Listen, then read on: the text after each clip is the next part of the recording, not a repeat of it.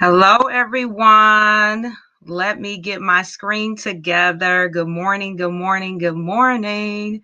Good to see everybody. Welcome, welcome, welcome. I am Miss Draughn. I am the creator of Build, Reach, Teach, and I'm excited because I have started a teacher learning series.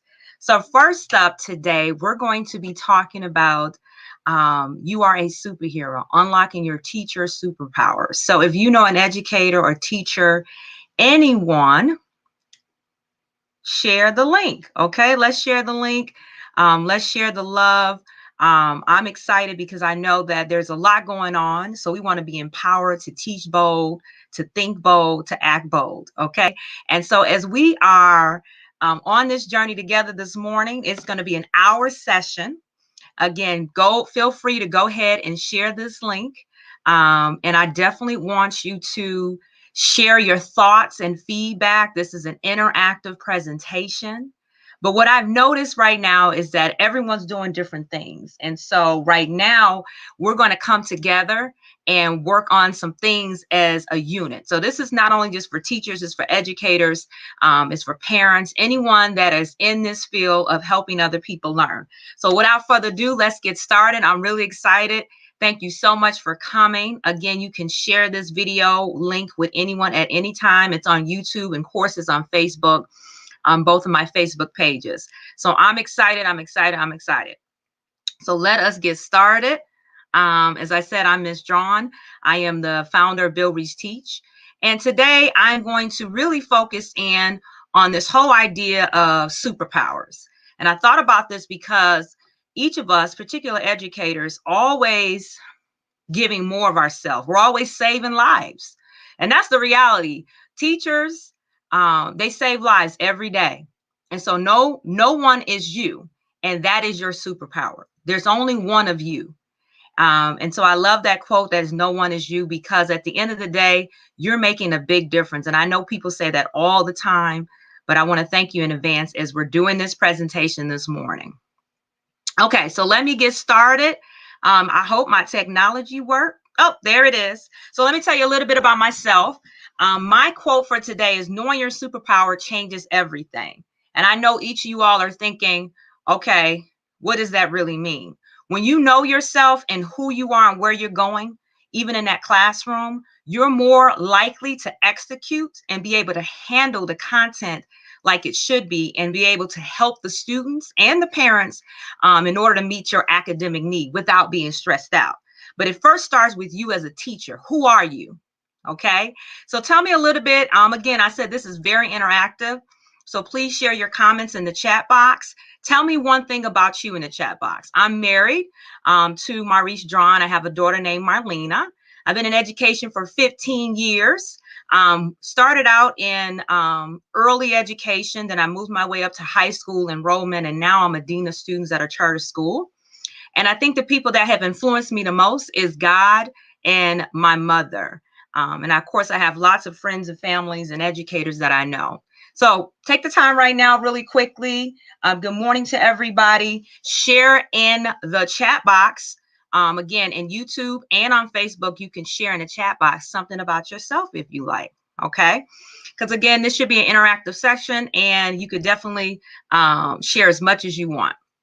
So that's a little bit about me and what I'm doing. But I love God, I love people, and I love educators, and I love to help. So let's move on. What is Build, Reach, Teach? It's a lot, and you can't read this whole slide, but Build, Reach, Teach core values is about being bold. It's about embracing and creating change, and it's about focusing on your teaching destiny. I'm big on what is your core value? What do you believe in? You have to believe in your teaching ability. And then embrace and create change. We help at Build, Reach, Teach. As a coach, I help you provide a roadmap to help you overcome some of the educational barriers that we're experiencing, okay?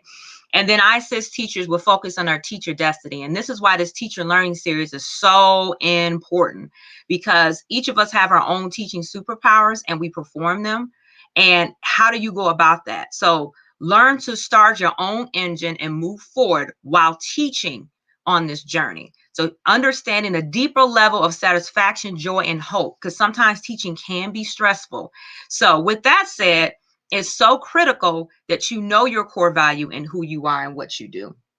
Okay, because if you don't know who you are and what you do, it's hard to be able to meet the needs of the student. So that's just a little bit about the core value of Build, Reach, Teach. I do have a website, buildreachteach.com, and you can go on that website to learn more about the services and what Build, Reach, Teach is. So our objective today, and I have people on, okay. I want to make sure my people on YouTube there. My objective today is exploring powerful strategies to help you discover your teaching superpowers, okay? If you are always trying to be normal, you'll never know how amazing you can be. That's by Maya Angelou. And here's the reality for teachers. There is so much going on in our world right now that you don't realize that you just doing the ordinary normal things. That's fine. But if you go outside of that and really explore who you are as a teacher, you'll be amazed at where you can be and how to get there. Meaning that it's okay to be in the normal rings of things, but there's nothing wrong with going outside that normality and moving forward to be able to help your students. So we're going to go over that today, because I think trying to be normal, trying to fit in, is never how it's supposed to be. It's always something that we're supposed to move past as teachers, as educators, and for our students. We want our kids to discover what themselves are, number one, who they are, and then we want them to apply that in the classroom. So we're going to explore powerful strategies to help you discover that today. That is our objective. So my first quote is, self-confidence is a superpower. Once you start to believe in yourself, magic starts to happen.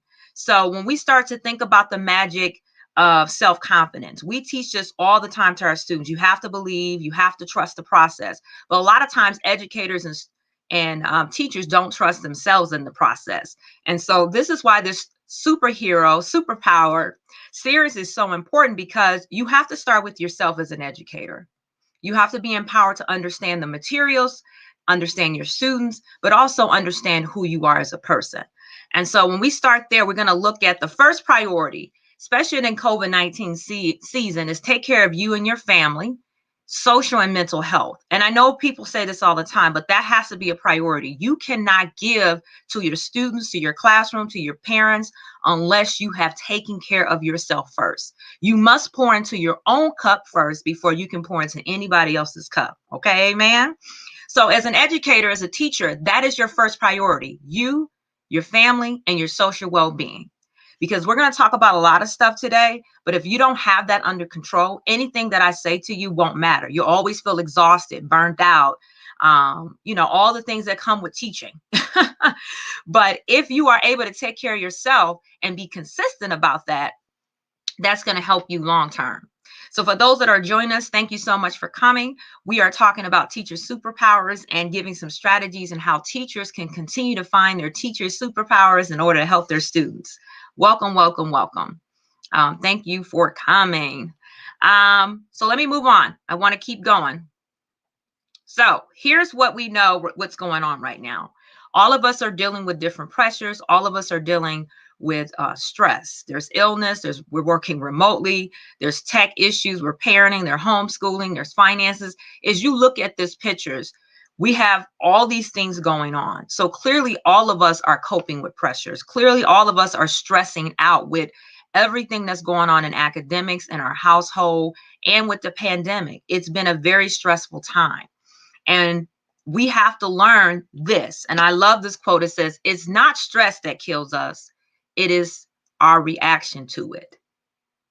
So when you think about, I'm stressed out, and most teachers are burnt out, stressed out, there's a lot going on with them in that.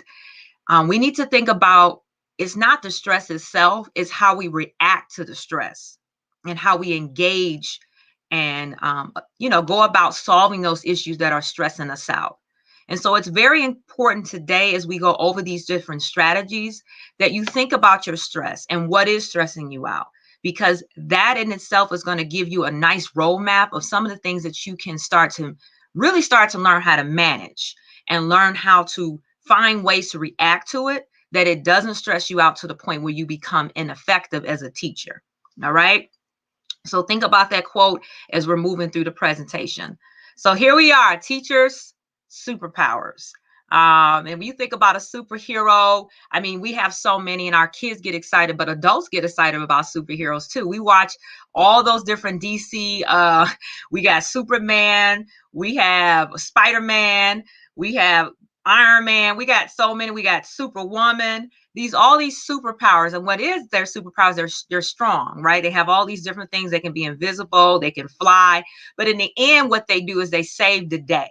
And that's a lot with teachers. Teachers save the day. When you think about what they're doing and how they're doing it, every day they're impacting the child and they're saving the day. They're saving the child. They're giving hope. They're making a way out of no way. Okay. And so it's so important for you to realize that you have power, teachers. You matter. And when you start with that understanding, when I start to explain some of the strategies we're going to go over, it will make sense. But you first have to understand you have the power, you matter. Everything you do impacts a child. And sometimes, even if that child is difficult, the parents are difficult, and we know the politics of education can be difficult, you are still in control. You still have the power to change a life. And that's why teachers are superheroes. And I think a lot of times we're like, oh, thank you, teachers. But teachers do make the difference. Everybody that has a job profession, they got it from a teacher, whether it was a doctor, a nurse, an engineer. You had to learn it from someone. Someone taught you. So teachers are amazing. They do so much. And sometimes we don't give them the appreciation that we need. And so when we start to think about that, we want to make sure that we celebrate our teachers for that. Okay. So teachers rock. So here's the 5 superpower teachers all teachers have. Okay. Number 1, you see into the future. It is your job to take a child or a student, and they come into your classroom. You kind of know where they're at and where you can get them. It is a lot of factors that indicate where that student go. I know there's tons of factors: home, where they're at academically. There can be a lot of different factors. However, you can see into the future. You can see what's going on with that child and where you can get it. They juggle a lot of roles. They're creative. They have heart. They're elastic. That means that they can listen. Teachers are moving and they're doing so many things at one time to make a difference for that child. And that's really important for us to recognize and understand that once you understand the power that you have in the classroom, no matter what stress factors come your way, you will be able to overcome that because the powers that you have are more meaningful, more powerful than any drama, educational outcome there is, okay, as it relates to some of the stresses that we deal with. I want you all to hear that. That's so important. So we're going to get started. I'm not going to be long. I said an hour, and I mean that. So what does it take to be a superhero teacher? We're going to talk about these factors. I'm going to spend a couple of minutes on each one. Obviously, this presentation will be on my website, and so will the PowerPoint. So you can go back and more in depth, but I'm just going to give you an overview of some of the things that a superhero teacher must have in that classroom to make I think the most meaningful impact in their learning, but also to cause less stress on you. Because a lot of times teachers are stressed out and not able to handle everything that's going on because there's so much overload, so many things that are packed on top of you. And so as an educator, you must understand that, again, I'm going to keep saying this, you have the power to change the way you see things, but it's how you come. So first, you need to see yourself as in control of the situation. Number 2, you have to recognize that you have some powers that most professionals don't have. Okay, so the first thing we're going to talk about is reinforcement. And I'm going to go just through these quickly, and then we're going to break them down. We're going to talk about measurement. We're going to talk about antecedent behavior consequence. And then that's ABC. Some of you all may know that, but it's really important that we focus on that because social emotional behaviors does impact learning. And so if you as a teacher, as an educator, do not understand the social emotional, feedback that students give you, it can impact your instruction. We're going to talk about active student responding. We're going to talk about planned ignoring.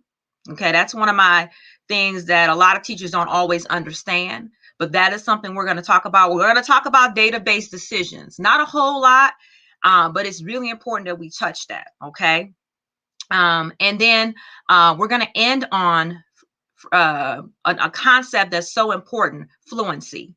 And then it's not about reading. It's about fluency as it relates to how teachers move and how they attack things and how they have those transitions put in place in order to meet the needs of their students. Okay. And so we're going to get right into it because I want to make sure I have enough time to go over each concept. All right. I hope y'all with me. And again, please, please, please share comments and thoughts and the feedback. Share the video link with other teachers and educators. This is a video that will continue to play throughout our time together. So the first thing is, listen to this. Every child has a different learning style and path. Each child is unique, not only capable of learning, but also capable of succeeding. Okay. Trust the journey and the process. That's what I want to open up with, because we're going to go with some strategies right now, but you have to trust the journey and the process.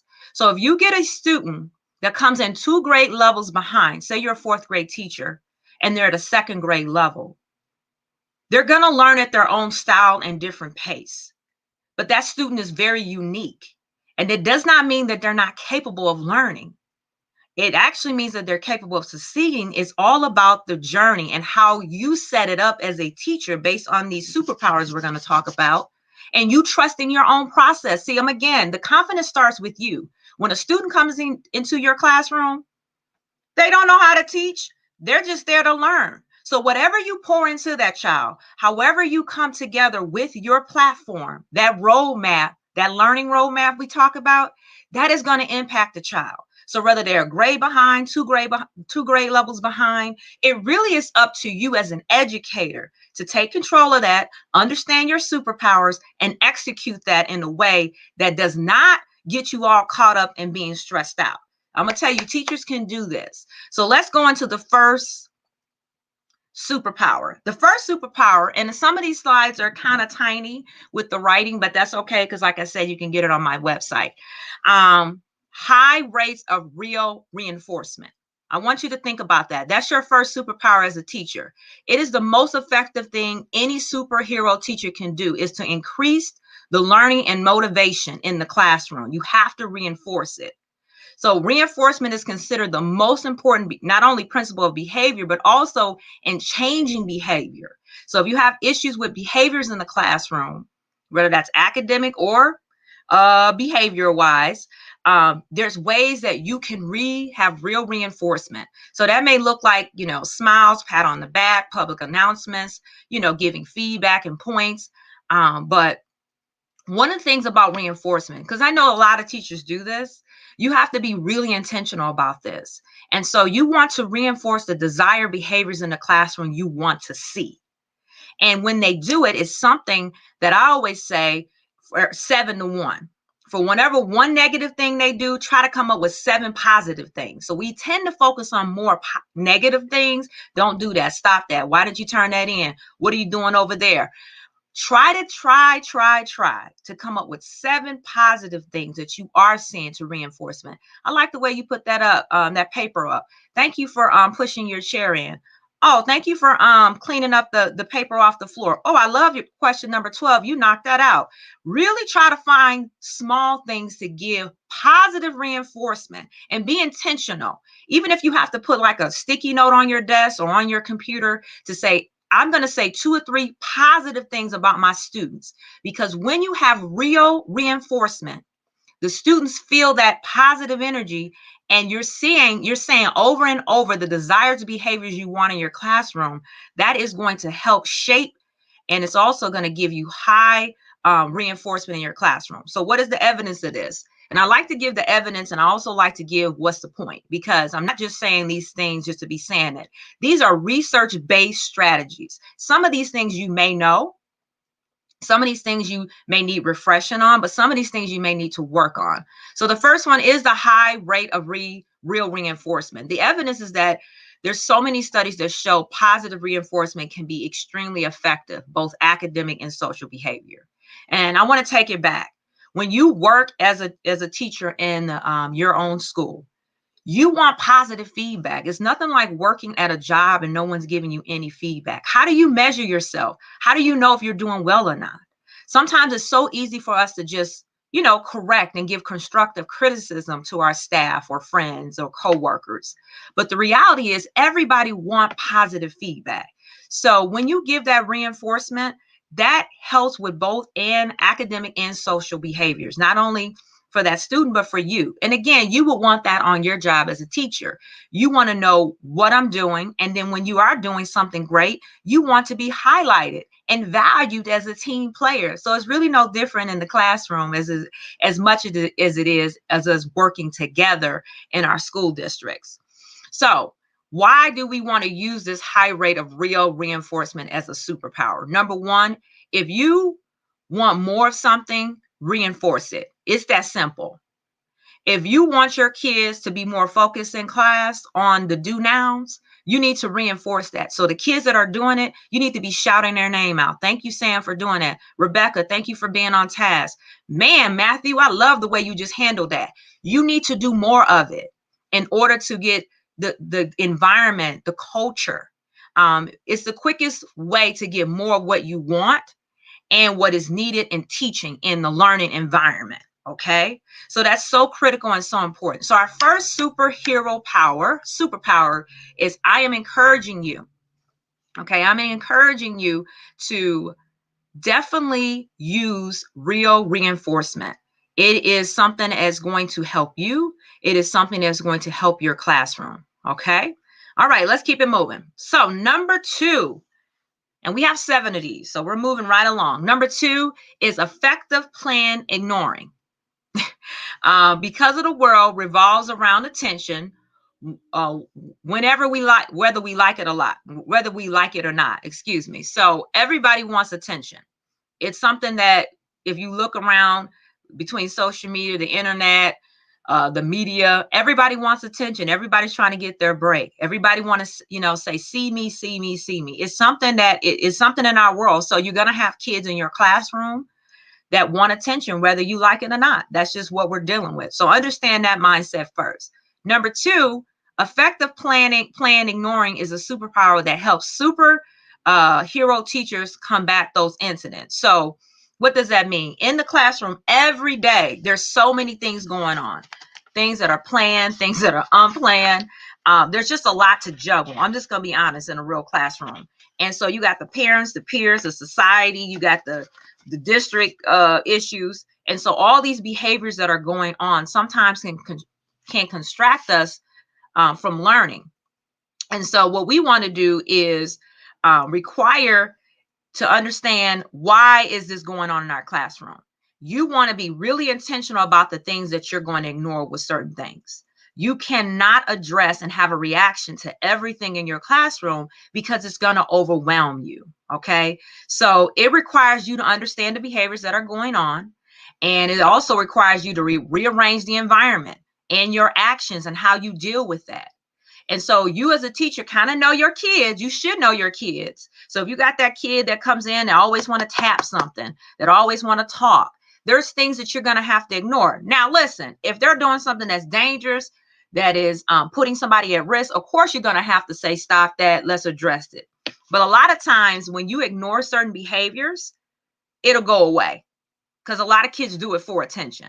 Either they don't understand the assignment, they need additional help, or they don't want to do it. Okay, those are normally the issues of why kids act out. Or something's wrong too, like something socially, emotionally is wrong with them and they're not focused. So we're going to focus on those desired behaviors we want, and then we're going to work on our reactions. Again, it's easy to say stop that, and it's a form of attention, but we want to be able to control how we respond to those things. I hope I'm making sense, because we do a lot of correction, and it takes away from our teaching. And when we get full time back in the classroom, whether that's in the fall or somewhere near the winter, I'm not sure when we'll be back. This is going to be very critical for in-person learning, especially since many of the kids have been out of school for almost a year and some months. Okay, so we want to focus on the desired behaviors that we want to see in our classroom. We don't want to keep correcting the behaviors we don't like, because whatever you focus on in your classroom, that's what you're going to get more of. It's very that simple. So you have to learn how to effectively plan, ignore some things. All right. I hope y'all hear me. I see some people on chat. I see some people on YouTube. Definitely give feedback and thoughts. Amen. Hallelujah. Something. Okay. So what does this mean as it relates to the desired behaviors? What is the evidence? Just like reinforcement, plan ignoring is a combination with a positive reinforcement for appropriate behavior. And there's been plenty of studies that show that. So if you're able to do this effectively, on the other end, you're going to get a positive response in your classroom. Students going to say, and they're going to figure it out. Oh, that teacher is not going to give me any attention on this issue, whatever it may be. You're going to be able to redirect that energy, not get upset. You're going to keep your composure, and you're going to be able to put in early interventions. You're going to put in some transitions, and you're going to focus on the desired behaviors that you want to see. And again, because our world revolves around this whole see me, do you like me, it's really important that we focus on the things that are important. And so when you start to put that out there early on in your classroom, and you continue to reinforce that, students will get it. They'll get it. And there will be less disruption because you're only going to focus on the things you want to see in your classroom. Okay, so I hope that superpower makes sense. So we've talked about real quick reinforcement, real reinforcement, and now we just ended on plan ignoring. Okay, so our third one, superpower, is excellent antecedent control. And this has more to do with reducing chaos in your classroom. Teachers that are superheroes, which are all teachers, they know how to gather the attention of the classroom. They have an assertiveness about them. They have an air about them, a boldness about them that they know their students need attention before they can teach. So they know they must be clear both in words and deeds so that students know what to expect and what needs to be done. So you go in there with a sense of authority to let them know this is what we're working on. This is what needs to be done. I see you over there. I'm gonna meet your need in a minute. You just making it happen. You're not passive aggressive. You're not just sitting back. You're not overly aggressive, yelling and screaming, but you just have a sense of control of the classroom in which the students are listening, and you're controlling the environment to be able to meet the needs of the students. So that occurs when teachers are setting positive classroom rules and expectations and routines, and they're reinforcing them. This is very hard because if you have 26 students and you have 4 or 5 students that are just having some type of behavior issue, at times this can be overwhelming because those students are seeking attention all the time. And so therefore, it's causing your energy to go to those students, those behavior issues. But I want to say this, if you have the majority of your kids in the classroom listening, following directions, and they're kids, so they're gonna, mess up here and there. But if majority of the kids are doing what they need to do because you have routines, expectations, and procedures put in place, and you're working those things frequently and reminding them, you're gonna overall be able to control the other students. And I say that because student-peer relationships are very powerful. And when other students see, those 4 or 5 students start to see they can't get the other students to turn that are doing their job, it helps control the instruction and the pace. It provides students with an opportunity to say, you know what, I want to make my choices differently. Okay. So you as a teacher have to come up with use signals to help you control the instruction. You have to come up with think time and allow the students to be able to think about the answer. There's certain different things that you can do to help control the environment without it being so chaotic when you go into the classroom. Okay. And so you need to have clear and control expectation, and you have to have signals with procedures and provide consistency, stability, as well as predictability. They need to know what's going on in order to have positive student success. And again, it starts with you being a bold teacher. It starts with you doing it day one. It starts with you being consistent. It's not easy. If anybody raised kids, you already know what this is like. And depending on the development stage of your child, as they get older, it gets even more complex and overwhelming at times. We need to ensure that every time those students are in class, we're communicating clear, and we're making sure that they understand that this is not just you saying you want them to be successful. You're helping them take responsibility.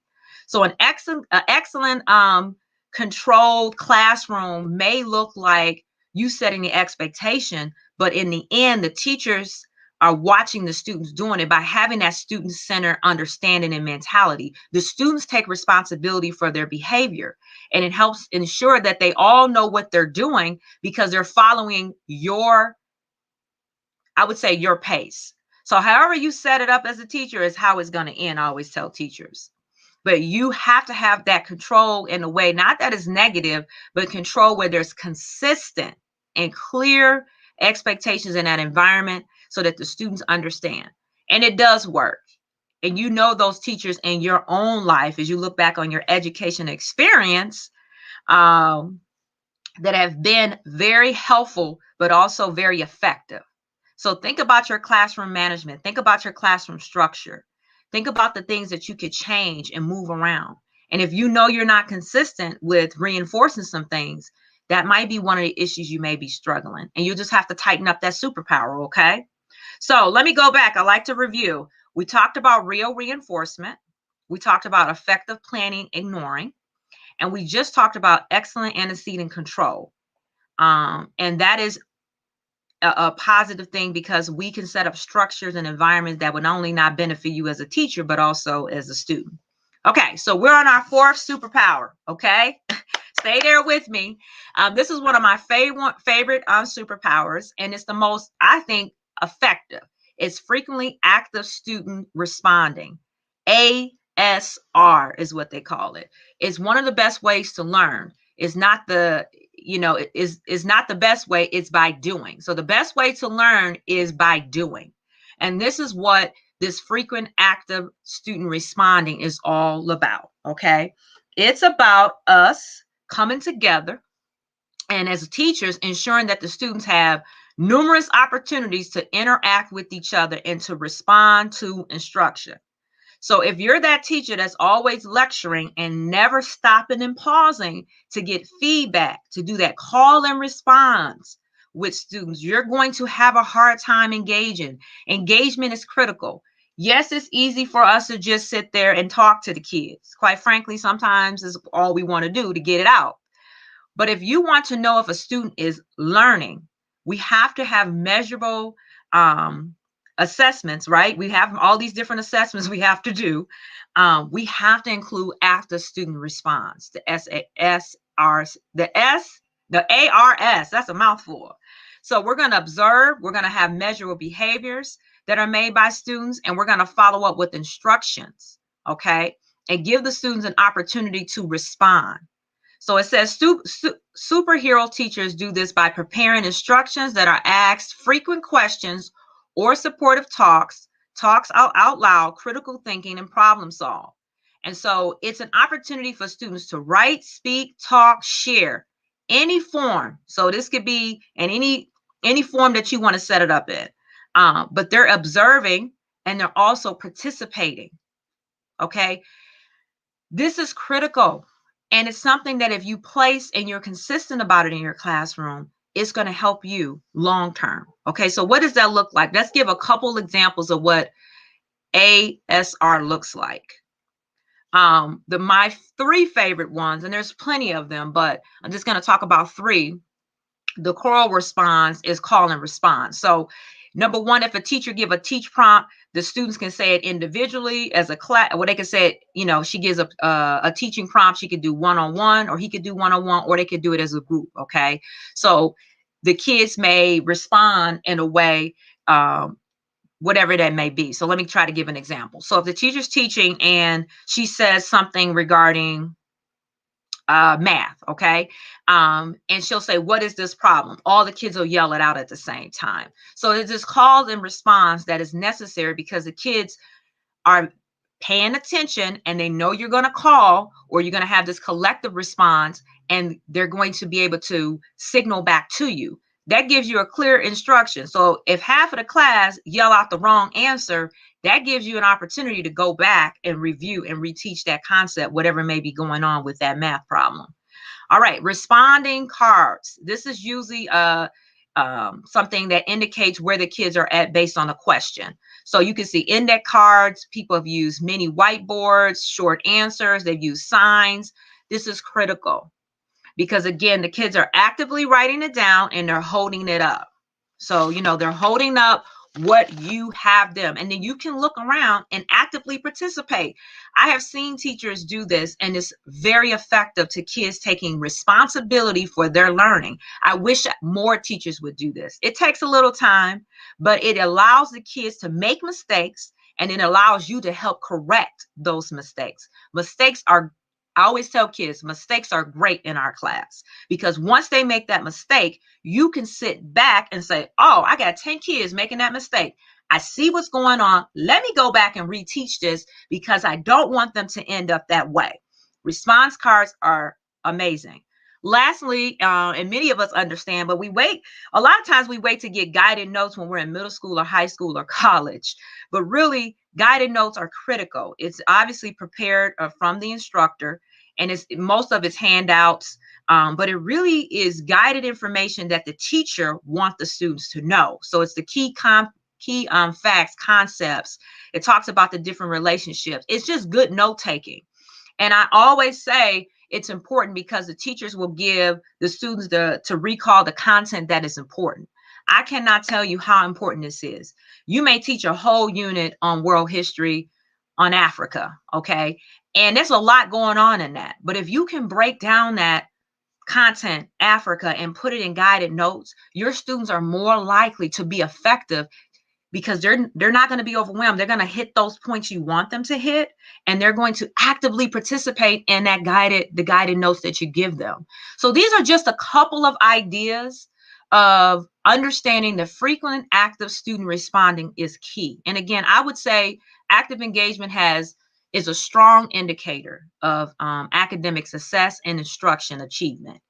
If you are in a classroom where you're talking all the time and not randomly calling on the kids to answer, or collectively calling on the group to give you feedback, because we know we learn better by doing. So the kids have to feel good about participating actively, and they have to have a safe place to do that to be successful. So the more you do that, the more positive praise and corrective feedback you can give, the better. And teachers that do this, again, this is one of your superpowers, that you can engage immediately in the classroom. You will be able to see the difference. Now, this is something you have to do every day as a part of your routine. This is not something you do once in a while. It has to be consistent. So frequently active student responding is one of your superpowers. Okay, y'all. So we're almost there, actually. So let's go back. We have talked about real enforcement. Real positive reinforcement in that classroom. Just commenting and giving feedback on the things that you want to see. Effectively plan ignoring certain behaviors that distract the learning, and focusing on the behaviors you want, okay? We talked about excellent antecedent control. That's you setting up clear expectation and reinforcement in your classroom and keeping it consistent, okay? And we just talked about frequent active student responding, okay? Getting those students involved. So we're almost done. We only have 3 more superpowers left. So superpower 5 is meaningful measurement, okay? Meaningful measurement. No superheroes take off without having a plan. Okay, so when you think about the comics and you think about all those different Marvel, superhero movies you saw, they always got a plan. So what is your plan as a teacher as it relates to measuring where your students are at? We have different learning tools and indicators. You know, as a 3rd grader, where your students should be. You know, as a 2nd grade teacher, where your students should be. You know, as a high school 9th grade teacher, we all have the standards. We know where our students should be. However, sometimes we go into that and we're just teaching. We're just putting in all this material. I'm going to teach this. I'm going to do. We just get so overwhelmed. It's like we know the state and we know the federal requirements, whether that's teaching from the standards of learning, all the different contents that the state of Michigan have given us, the Common Core. I'm talking about the Common Core, people. But we also know that there's evidence that we have to collect. And so when I say meaningful measurements, you have to have a systematic process, okay, that needs to be planned out so that you can have a constant stream of information tied to indicators of progress. So this is why each kid should have a goal in your classroom. I wish more teachers did this. Each student success plan is what I call them. Student success plan. That means you come up with an academic goal. If you're a self-contained teacher, you would come up with each subject. Johnny will have 50%, movement on, let's say, 50% increase in his NWA scores by this date. okay? Or little Mary, let's just say she's second grade, Mary will have 100 sight words by this day. Okay, understand frequency and the sight words, understanding what those are. So we have to come up with some goals, and we have to come up with some indicators that we're going to do and use. Okay, there is so much evidence in this. When teachers interact with their students and have powerful indicators of where their students are supposed to be, and they start to measure that, its effective teaching will start to happen. It also clears up the relationship of what the student need to be doing and what the teacher has to do in order to meet those goals. So it's just not about looking at the data. It's about looking at the student and where they're at.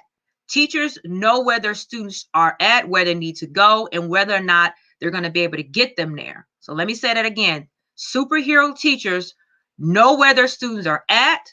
They need to understand where they're going to go and whether or not they can get them there. So you have to use meaningful tools, these indicators, in order to meet those foundation tools, those foundational things that we go over with our kids.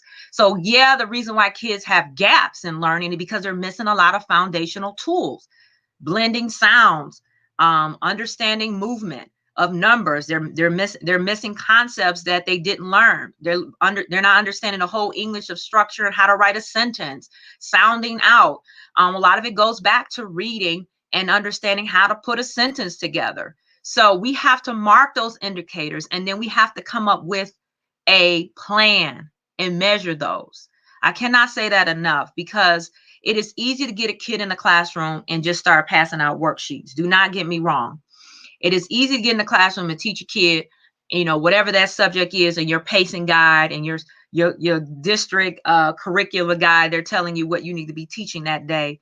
Whatever tools or resources or curriculum that you're using. There is thousands of curriculum and resources out there, and that's fine.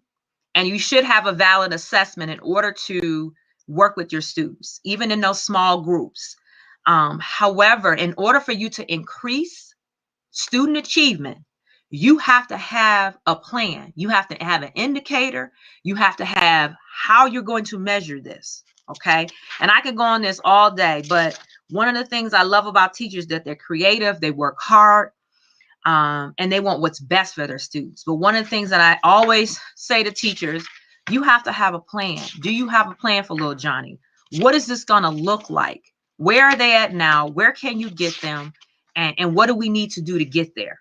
Okay. So meaningful measurements, coming up with some goals for your students, and being intentional and working it with your student support.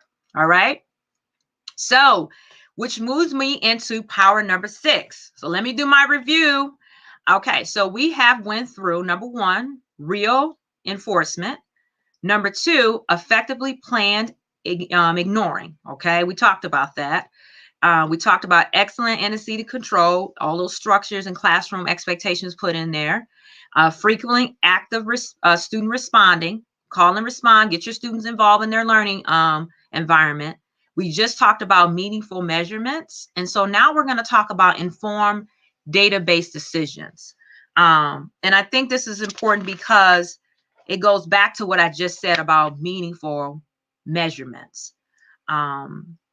I want to start out, and my superintendent always said this, data is like, in order for you to gather the data, data-based, data-driven, these are terms that we throw around all the time, but really data-driven is about diagnosing something. What is the problem? And my superintendent always says, when you're looking at data, it's like you're going to look at a doctor exam. None of us would go to the doctor unless something was wrong. And when we go to the doctor look at us, they run a bunch of tests, they do an exam, they figure, they do all these different things to try to figure out. They come up with all this data. They look at their data, and then they start to diagnose the issue. No one goes to the doctor these days. The doctor look at them and they just hand them a pill without taking tests, asking questions, without doing assessments, without doing exams. It wouldn't be effective for you to go to the doctor because they're just giving you whatever they think. And there's a science behind, examining examining the body. They know how the body works. And so when I think of data-based decision making, you all know how teachers know how students' mind work. You have studied this in your academic career. And many times we just don't think that. Yes, you understand the content, but you also understand how students think. So when you are looking at informed data-based decisions, it's so critical that you really look at what you're looking at. So I always tell teachers, you need to do a full diagnostic test on your students. So yes, when you get the data, the NWA, when you get the MSEF, when you get all these different data pieces, even your in-class assessments, the pre and post assessments, all those are really good indicators and information that you need. And I know sometimes tests can be a little tricky. I know sometimes it can be graphed out, kids are rushing, but overall, you can get a feel from DRAs to all these different assessments. But once you get that data, it is critical, and I can't say this enough, for you to come up with a plan. Okay, you have to have a picture that you can paint of the students, where they're at, where you need them to be, and that you can measure and you can graph. That will help inform the timely instruction and decisions. So if you don't know where your students are at, you can't just go in there and just start teaching all over the place. Now, don't get me wrong, you do have some indicators and some pace guides of where your district say you have to be and what grade levels and what you got to teach at. I get that part. But you still have to be able to make informed decisions and be accountable for the information in order to improve the student's success. Okay. And the way you do that is, again, you look at all the data, you establish, do they need more fundamental skills? Is it a motivational issue? Is it something instructional that they miss and they just didn't understand that concept? Do I need to come up with some different visuals? You start to think about the different activities and strategies you're going to use. And yes, this is where you have to get creative and meet individually with some kids in small groups. So this is why this is important, because we know there's tons of evidence that show if we work together by using a decision-making protocol, by actually using those measurements and saying, okay, this is where my kids are at, this is where I want to be, those curriculum materials, resources, professional development will be more effective. Now, we all have tons of professional development. We have tons of curriculum, but a lot of times those programs are not as effective because we're not clear on where our students are at. We're not clear what the data say, and we're definitely not clear on how we're going to get them there, like what strategies and activities we're going to use. So we got to be clear about that. So I want to read this to you. It says the ability to see exactly where their students are in their learning and motivation and what affects their teaching allows a superhero teachers to rapidly adapt, make decision, and course correct whatever's needed. So again, if you're not using data, you're just flying blind. And at the end of the day, that's not going to help you be able to really be effective in your superpower, because that's one of your superpowers, is taking the data, looking at the student individually, understanding their learning process, and then taking that and coming up with the game plan to get the student to the next level. Now, they still may be a little grade, but some grades behind. But even if you get them 1.5 above their grade level, or even a half a grade above their level, you still did more than what they had last year. And so when we think about that, it's just a little bit at a time. Kids are very resilient and they know how to make those connections. And when they start to understand the plan, and kids should be very involved in this data process. They should understand their data. They should understand the goals. They should understand the indicators. The more you're able to explain it with the kids, I'd suggest you have the students have their own student data notebook and they work through this. They should understand why they're doing this.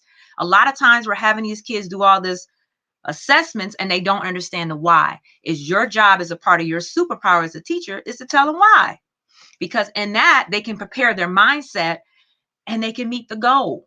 Kids are resilient. They can do it, especially if they understand the why. They may not get all the way to their goal, but even if they chip a little bit at their goal, that would be something that they know. My teacher worked hard on this with me. We had an individual data meeting. She said, or he said, I need to do this, and this is what I need to do to get there. I want to make my teacher proud. I see they put work in this. They've taken the time to talk to me about it. I'm going to try to meet that goal. And so this is very important. Okay. So let's keep it moving. We're on our last superpower. And so let me do my review again. Okay. We have talked about real reinforcement, something that we have to do in our classroom and be quick and efficient with that process. We talked about plan ignoring. Okay. Excellent antecedent control, those structures and expectation, frequently asks active student response, meaningful measurements, understand those indicators and meet those kids' goals, get some student success plans in place and hold those kids accountable, and then inform data-based decisions. We have to use data in order to drive instruction. We're not just teaching to be teaching. We have to teach with the purpose in order to meet the need, okay? And then last but not least, we're going to talk about this whole idea and all of above. So Superpower 7 kind of like wrap up Superpowers 1 through 6. We have to have fluency in all that we do. Superhero teachers don't just fumble around. They quickly know how to do what they need to do, and they know how to respond.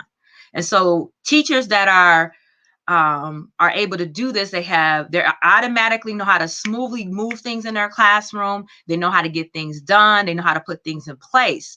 And it's just like automatically. What this really comes down to is confidence. You have to have fluency in your confidence as a educator. You have to have the ability to address things quickly, to praise things quickly, to move things quickly, to interact quickly, to address it, drop it, don't take it personal. Take a Q-tip, quit taking it personal in that classroom, move data, move information, move students, move problem solving. You got to have it. You got to hit it and quit it. A lot of times we spend a lot of time on a lot of things and it's not effective. And so you, as a teacher, it's a strong indicator of your performance and how you move your classroom. How do you deal with this disruption? How do you deal with kids that are struggling with missing homework or assignments? How do you deal with the learning outcomes? How are you setting up your classroom to move frequently from one transition to another transition? It takes a lot of practice on this. And obviously, if you're a seasoned teacher, you already know it takes time, but it's something you have to practice every day. So you're not only getting better, you're getting faster and you're getting more resistant. And you're not so caught up in the distractions of the educational arena, but you're really focused on endurance. And you're really trying to figure out, okay, I have an issue here. I have a bunch of strong evidence of what I need to get done here. This is all my evidence, all the things I need to be working on. Here's some things that I'm going to make happen with my students and parents. So this is a superpower where teachers are at a level very confident about their ability and they can move it in order to help them apply what they need to their classroom. All right. So those are the 7 superpowers. I definitely would love your feedback and your thoughts on things. So please share your comments. It is so important that we work on this together. I did go over that pretty quickly, but again, I said the slides will definitely be on Bill Weech Teach website. When I think about this, you're a teacher. What is your superpower? Okay. It is so critical that you recognize that there's things about you that no other career professional has. Okay. And so I want you to understand that you matter, that the things that we talked about today are so powerful that you can use in a classroom, but you have to be willing to look at those things and say, where can I make the adjustment? Because you are a superhero. Okay. So if you have any questions, go ahead and type them in the chat box at this time.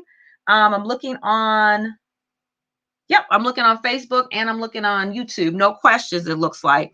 But definitely share this link. I definitely would say share this link with other people, because I know one of the things we do struggle as teachers and as educators is that we have so much on our plate. It's like, how do I move and organize?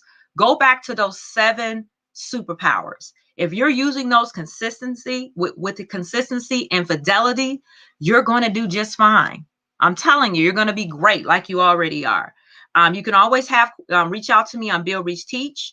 Our next session will be, because I'm doing these monthly, will be Saturday, April the 17th at 10.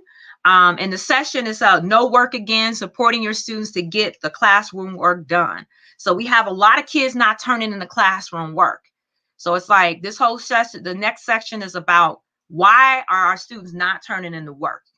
Okay, so I'm going to be starting April 17th. No work again. It's going to be in the same format for you to come on, ask questions, invite people. You can register on buildreachteach.com as well, or you could just show up. But again, we're going to come up with some strategies that we can help our students and understand why there's so much missing work.